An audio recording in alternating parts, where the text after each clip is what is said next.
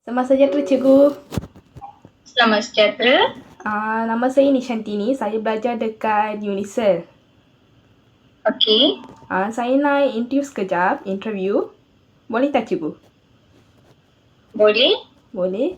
Okey. Yang pertama yang Cikgu beritahu yang introduction. Okey. Selamat sejahtera Nishantini. Nama saya Sanggita Anak Perempuan Raghunathan. Saya alumni Unisel dan saya juga bekerja sebagai seorang guru tadika. Okey.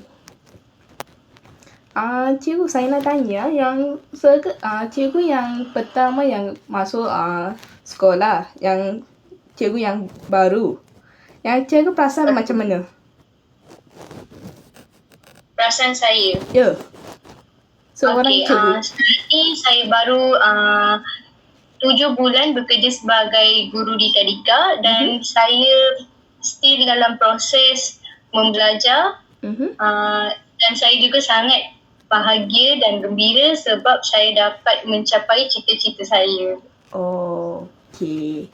Okey, cikgu, saya ada 10 soalan. Okey. Okey, kita akan mulakan? Boleh mula. Okey. Soalan 1. Bolehkah anda memberikan contoh substitusi di mana anda perlu menggabungkan pelbagai strategi, cara dan teknik untuk menyelesaikan masalah? Okey. Pada pendapat saya, jika terdapat seseorang kanak-kanak yang menghadapi kesulitan dalam memahami subjek matematik, ataupun masalah menyelesaikan masalah, ia mungkin disebabkan masalah konsentrasi, kurang bermotivasi untuk belajar dan mungkin masalah interpersonal yang mempengaruhi pembelajarannya.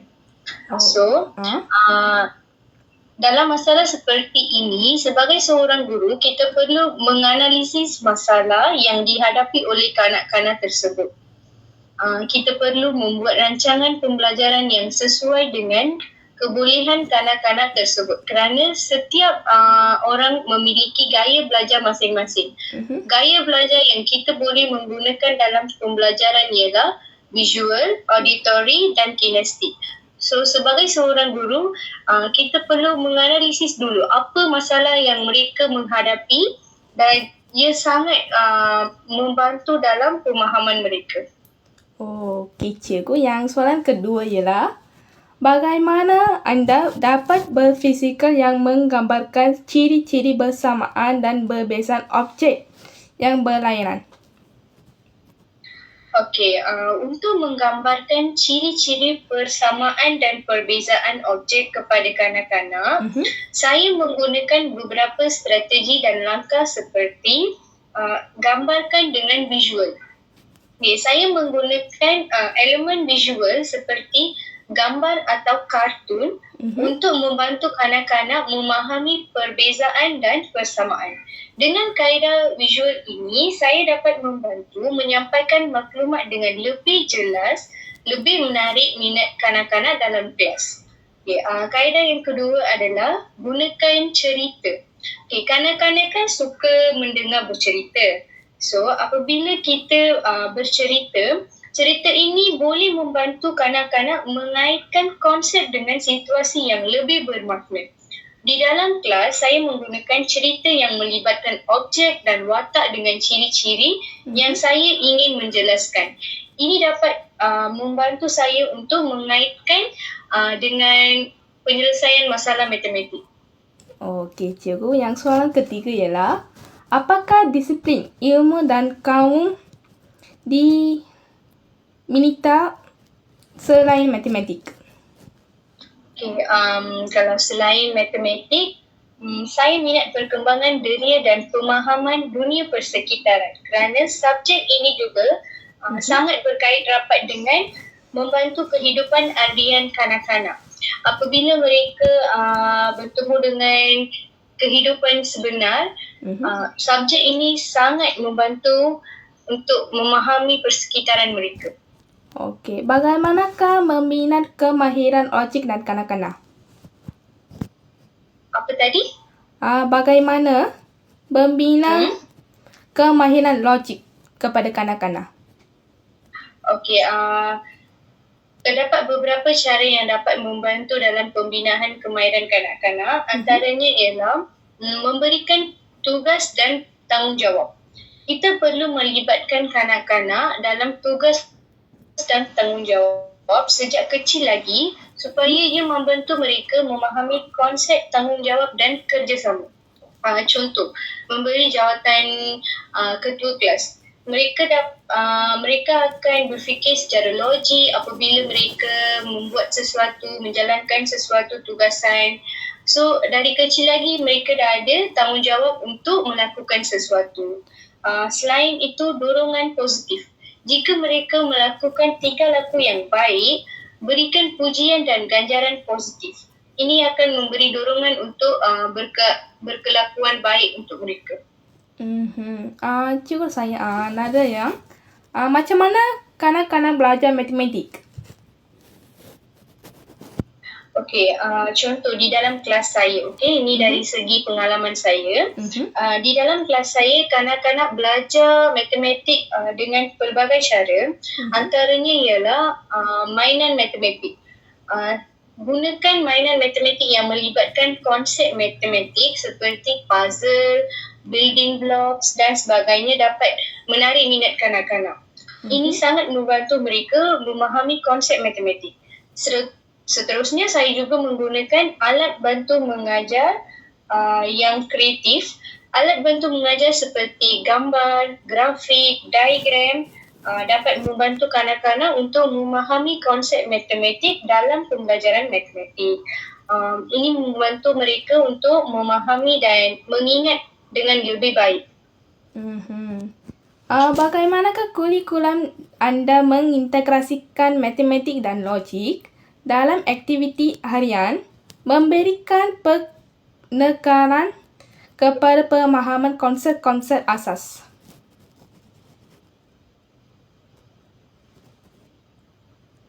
Okey, subjek matematik adalah sangat berkait dengan kehidupan harian. Contoh situasi yang kita boleh kaitkan adalah mengira harga barang belanja atau mengira jarak perjalanan, waktu dan sebagainya. Apabila kita mengajar matematik, kanak-kanak boleh mengaitkan dengan kehidupan harian mereka. Contoh, mereka mengira jarak perjalanan ke sekolah, ke rumah mereka. Apabila mereka membeli mainan di kedai, mereka boleh menggunakan wang kertas untuk mengira mengira perbelanjaan mereka dengan peniaga tersebut. So, mengajar logik dan matematik sangat berkesan untuk menyelesaikan masalah seharian seseorang individu. Okey. Boleh kongsi contoh cara anda memupuk minat kanak-kanak dalam pembelajaran matematik dan logik? Okey, memupuk minat ke? Ya. Okey, untuk memupuk minat kanak-kanak dalam pembelajaran matematik dan logik sebagai seorang guru, kita perlu menggunakan pendekatan yang kreatif dan menyeronokkan mereka. Sebab mereka still kanak-kanak yang kecil, mereka tidak boleh membaca buku dan kalau menulis di depan papan putih, mereka takkan faham apa-apa. Kita kena menggunakan pendekatan yang kreatif dan menyeronokkan mereka untuk menarik minat mereka. Okey, contoh pendekatan yang saya gunakan di dalam kelas adalah saya akan mengadakan aktiviti berkumpulan. Okey, cara ini dapat membantu mereka melihat subjek matematik dan logik sebagai sesuatu aktiviti yang menyeronokkan dan bersosial. Contoh, saya memberi sesuatu aktiviti dalam berkumpulan dan mereka bermain dengan kawan-kawan mereka. Mereka tidak berasa bosan dan mereka tidak mengalami kesulitan dalam memahami subjek tersebut. Mereka akan lebih seronok untuk bermain dengan kawan-kawan mereka. Okey, seterusnya, galakan pengalaman praktikal. Melakukan eksperimen atau aktiviti yang melibatkan pengiraan dan pemikiran logik secara kumpulan juga membantu memupuk minat kanak-kanak tersebut. Apabila kita membuat sesuatu eksperimen, mereka akan mengingat perkara tersebut sampai bila-bila. Okey, contoh aktiviti yang saya pernah melakukan, membuat fruit party dekat classroom. Di masa fruit party tu, di situ ada seorang peniaga, customer dan penonton semua. So ada seorang kanak-kanak tu menjadi peniaga dan seorang lagi menjadi customer. Apabila customer tersebut membeli buah dengan peniaga tersebut, mereka kena mengira duit. Dalam aktiviti tersebut, mereka boleh belajar untuk mengira, mendapat tahu nilai mata wang dan sebagainya. Aktiviti-aktiviti seperti ini memupuk minat mereka dan mereka tidak akan berasa bosan untuk belajar matematik. Okey.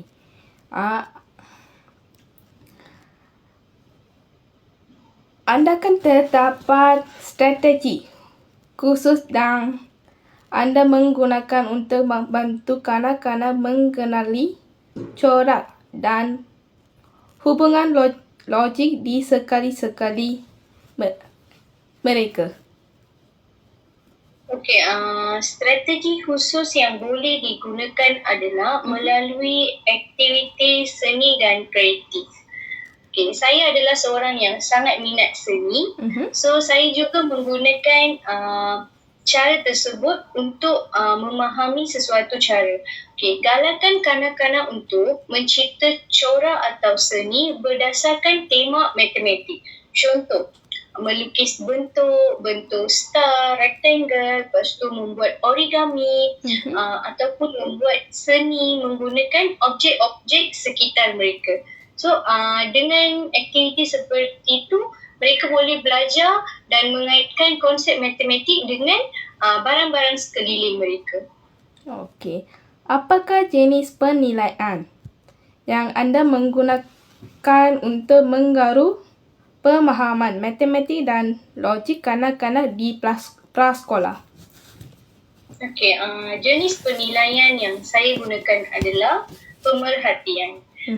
Sebagai seorang guru, observation dalam kelas adalah sangat penting untuk menilai tahap pemahaman kanak-kanak. Melalui observation juga, kita boleh mendapat tahu sejauh mana mereka boleh menyelesaikan masalah matematik dalam kelas. Contoh, masa kita mengajar, kita kena juga memerhati mereka boleh buat tak soalan tu, ataupun mereka berasa susah nak buat ke, mereka tidak faham lagi ke. Kita kena selalu observe mereka. Kita tak boleh just bagi je tugasan, lepas tu kita duduk kat depan, tak boleh. Kita kena observe mereka supaya dapat tahu mereka ni betul-betul boleh menyelesaikan masalah matematik tersebut. Okey, selain daripada observation, saya juga membuat ujian dan latih tubi dalam kelas. Contoh, saya ajar satu subjek, number bonding.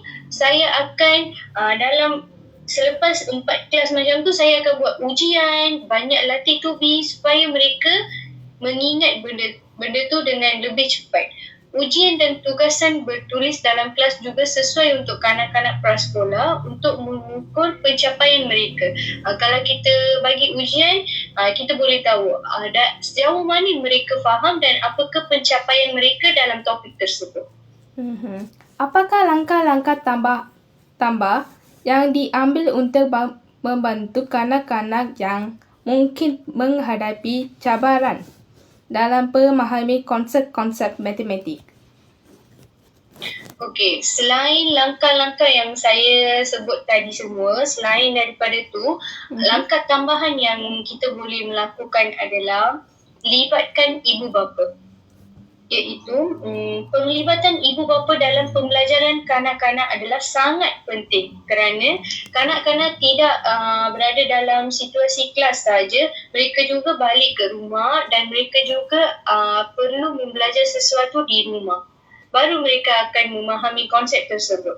Okey, kita sebagai guru, kita perlu berkomunikasi dengan ibu bapa untuk berkongsi kemajuan dan memberi sokongan tambahan di rumah. Contoh, ada kanak-kanak tersebut sukar untuk mengingati nombor 1 hingga 10. Kita kena bagi tahu parents mereka juga. Kita kena bagi tahu supaya balik rumah belajar dengan parents, menyanyi lagu nombor dengan parents, macam tu. Selain itu, kita juga perlu menggunakan bahasa yang sesuai dengan kanak-kanak. Pilih perkataan dan bahasa yang sesuai dengan tahap perkembangan kanak-kanak adalah sangat penting. Memastikan perkataan yang digunakan adalah tidak terlalu rumit sebab mereka adalah kecil lagi. Kalau kita menggunakan bahasa-bahasa yang terlalu rumit, mereka akan susah untuk memahami konsep tersebut dan mereka akan berasa bosan. Mereka akan rasa macam matematik ini sangat susah untuk kita memahami.